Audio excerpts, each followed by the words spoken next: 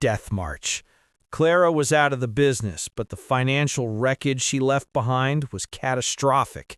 I discovered thousands in fraudulent charges and multiple tax penalties she had never told me about.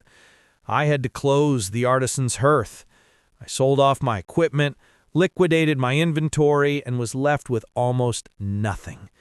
The failure was public, and Clara made sure everyone knew about it.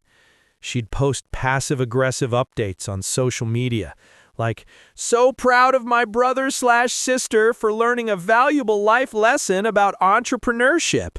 Not everyone is cut out for the financial risk." She was basking in my failure, cementing the family's narrative that I was incompetent. This was when Grandpa Arthur got sick. Grandpa Arthur was the rock of our family, a self-made man who built a successful manufacturing company. He was stern but fair. He was also the only person who had ever truly respected my business efforts, quietly buying pieces from me and even commissioning large, expensive family signs. He never outwardly criticized Clara, but he had a way of looking at her that suggested he saw past her veneer.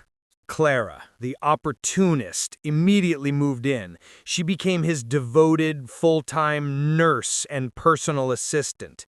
She took over his medications, his scheduling, and most importantly, his private phone line. If I wanted to talk to Grandpa, it had to go through Clara. The conversations I did manage to have were strained. He seemed distant, and sometimes right in the middle of a sentence, I'd hear Clara's voice in the background. "Don't tire yourself, Grandpa. Remember what the doctor said about stress." She began to subtly poison his mind about my recent failure. I know she did. She'd tell him how I blew through all my initial capital, how I was irresponsible and too emotional to handle large sums of money. She framed herself as the only responsible one, the corporate executive who knew how to manage finances.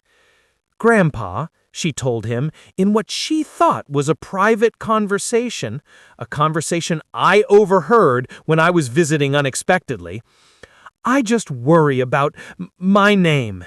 If she gets access to any of your money, it'll be gone overnight, and they'll be on the street. I think, for their own good, it needs to be protected, and I'm the only one who can do that." A few weeks later, Grandpa Arthur